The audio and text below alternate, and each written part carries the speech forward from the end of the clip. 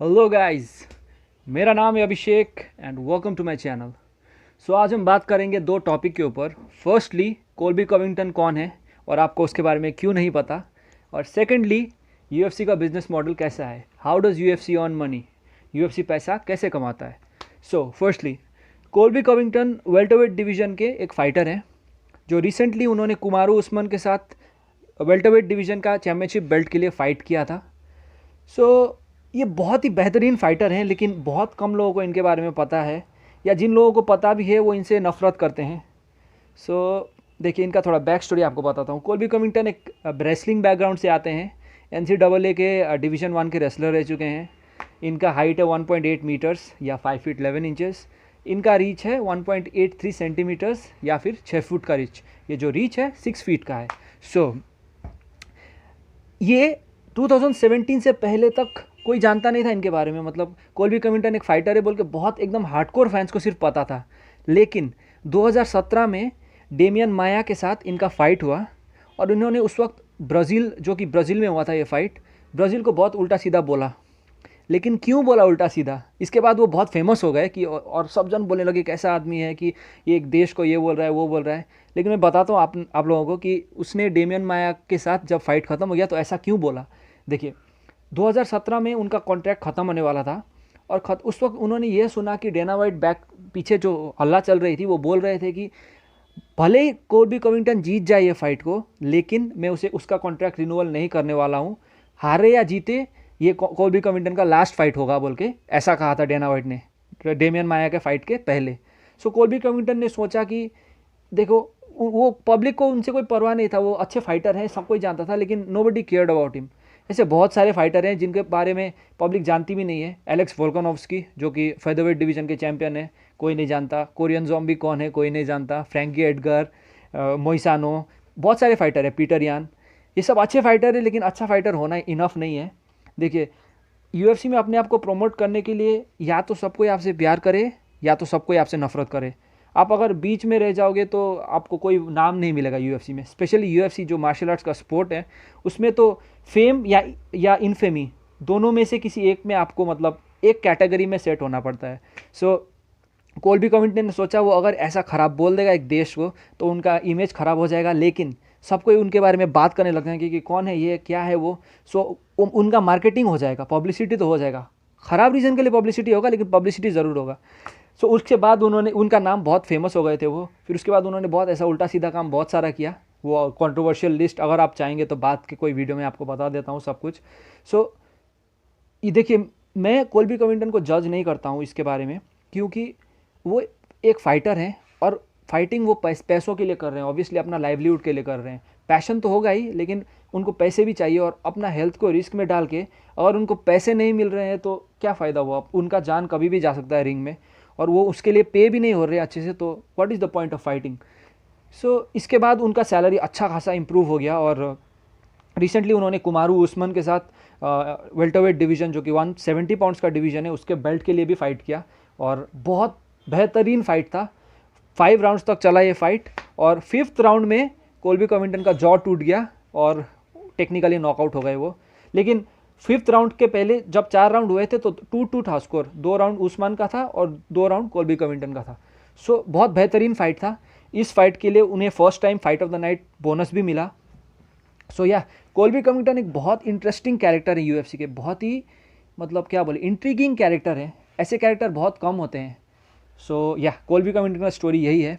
उनका विंस, अगर notable wins के बारे में बात करूँ तो उन्होंने रॉबी लॉलर को हराया है, डेमियन माया को हराया है, राफाएल दो सांजोस को हराया है, और राफाएल दो सांजोस को हराकर उन्होंने इंटरिम बेल्ट भी जीता था। बहुत एकम्प्लिश्ड फाइटर हैं। और बीच में उनका मासविदाल के साथ झगड़ा हो गया।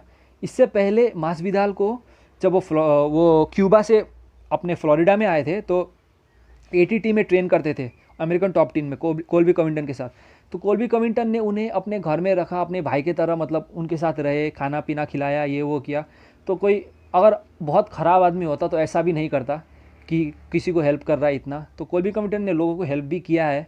अब वो यूएफसी में जो अपना एक रोल प्ले कर रहे हैं, वो नेगेटिव कैरेक्टर का रोल प्ले कर रहे हैं, और इस रोल को अच्छे से प्ले करने के लिए सब कोई को उन्हें हेट करना ज़रूरी है। अगर हेट करेगा कोई उसे, तो जब उनका फाइट होगा किसी के साथ तो ऑब्वियसली लोग फाइट देखेंगे ताकि कोल्बी कविंगटन मार खाए, तो इसीलिए वो चाहते यही थे और ये ऐसा करने में वो सक्सेसफुल भी हो गए।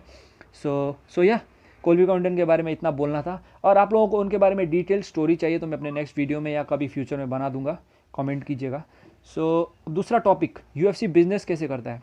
सो देखिए, यूएफसी का जब कोई इवेंट होता है तो पेपर व्यू जो होता है, पेपर व्यू का सिस्टम मतलब आप फ़ोन में उनका इवेंट खरीद रहे हो, वो एक इवेंट खरीद रहे हो, तो उस इवेंट को जब खरीदते हैं पब्लिक तो उनसे उनका फ़ायदा होता है, कमाई होता है उनसे। सो उससे भी होता है। और जब कोई अरीना के अंदर यूएफसी का इवेंट होता है तो उस इवेंट का जो ऑडियंस आते हैं उसको देखने के लिए, तो उन ऑडियंस से भी पैसा, टिकट का पैसा मिलता है यूएफसी को। सो अगर तो यूएफसी इसी कारण से ऐसे फाइटर्स को प्रमोट करता है या ऐसे फाइटर्स के साथ बेल्ट, ऐसे फाइटर्स को जो चैंपियनशिप फाइट्स होता है ऐसे ही फाइटर्स को देता है कि जिनको प्रमोट करके उनका भी बहुत फ़ायदा हो। जैसे खबीब को प्रमोट करके यूएफसी का बहुत फ़ायदा हुआ, क्योंकि मिडिल ईस्टर्न कंट्रीज़ ये और रेस्ट ऑफ द वर्ल्ड से भी बहुत सारे नए फैंस यूएफसी को मिले। कॉनर को प्रमोट करके बहुत फ़ायदा हुआ, क्योंकि कॉनर का जो करिश्मा था, बहुत करिश्मेटिक इंडिविजुअल थे और उनका करिश्मा के कारण उन्होंने बहुत लोगों को यूएफसी में अट्रैक्ट किया। मासवीदाल जो कि गैंगस्टर कैरेक्टर प्ले करते हैं, उसके कारण भी नए नए लोग अट्रैक्ट हो रहे हैं यूएफसी में। नेट डियाज जो कि बैड बॉय इमेज था उनका, उसके कारण भी बहुत सारे लोग यूएफसी में अट्रैक्ट हुए। सो यूएफसी प्रमोट ऐसे फाइटर्स को करता है जिससे यूएफसी का फ़ायदा हो, जिससे नए नए लोग यूएफसी को देखना शुरू कर दें। और शायद इसी कारण से यूएफसी सब फाइटर्स को प्रमोट नहीं करता। देखिए, बहुत अच्छे अच्छे फाइटर हैं, पीटर यान बोल के जो बैंटमवेट के फाइटर हैं, बहुत बेहतरीन फाइटर है, लेकिन लोगों को उनको देखना नहीं है उतना, मतलब इंटरेस्ट नहीं है उनमें। और ज़बीत मागोमेद शरीपोव जो कि दागिस्तान से हैं, चेचन से हैं, वो भी बहुत बेहतरीन फाइटर है, वो शायद यूएफसी का बेस्ट फाइटर है, लेकिन कोई उनके बारे में उतना जानता नहीं है। सो स्टीपे मियोसिच जो कि हैवीवेट डिवीज़न के चैम्पियन है, लेकिन उतना उनको रिस्पेक्ट नहीं मिलता या लोग उतना परवाह नहीं करते उनका। सो या यूएफसी उन्हीं लोगों को प्रमोट करता है जिनसे उनका पैसा कमाई हो, जिनसे उनका बिजनेस और ज़्यादा सक्सेसफुल हो जाए। सो अभी तक का यूएफसी का हाईएस्ट जो गेट परसेंटेज है दो फाइट में हुआ है, दोनों कॉनर का था। फर्स्ट खबीब और कॉनर का 2.7 मिलियन पेपर व्यू बाइज था, और दूसरा कॉनर और डोनाल्ड सेरोने का, या कॉनर या नेट डियाज, ये दोनों में से किसी एक का था। सो कॉनर तो मनी मशीन है यूएफसी के। और जो हाईएस्ट पेड फाइटर्स हैं, Conor is the highest paid fighter in UFC. जो खबीब के साथ उनका फाइट हुआ था, स्पेकुलेशन है कि $30 मिलियन उन्होंने कमाया उस फाइट से, और खबीब ने $6 मिलियन कमाया था। जब खबीब और डस्टिन का फाइट हुआ तो खबीब ने उससे अराउंड $5 मिलियन कमाया था, और डस्टिन ने अराउंड $400,000 कमाया था, $400,000। सो कॉनर अनडाउटेडली यूएफसी के मार्केट किंग है और बहुत पैसा कमा कर देते हैं, इसीलिए डेना वाइट बहुत पसंद करते हैं शायद कॉनर को, क्योंकि at the end of the day UFC एक बिजनेस है। स्पोर्ट तो है ही, लेकिन बिजनेस भी है, पैसा कमाना है लोगों को।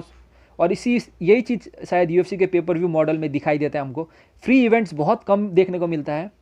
इंडिया में भी 1-2 ऐप है जहाँ पे आप यूएफसी का इवेंट देख सकते हो। सो या इतना ही। आज थोड़ा दो तीन चीज़ों के ऊपर बात कर रहा था। सो आप लोगों को कोई वीडियो के बारे में जानना है तो कमेंट कीजिए, मैं बता देता हूँ, रिसर्च करके अच्छा वीडियो बनाऊँगा। सो या thank you and I'll be back.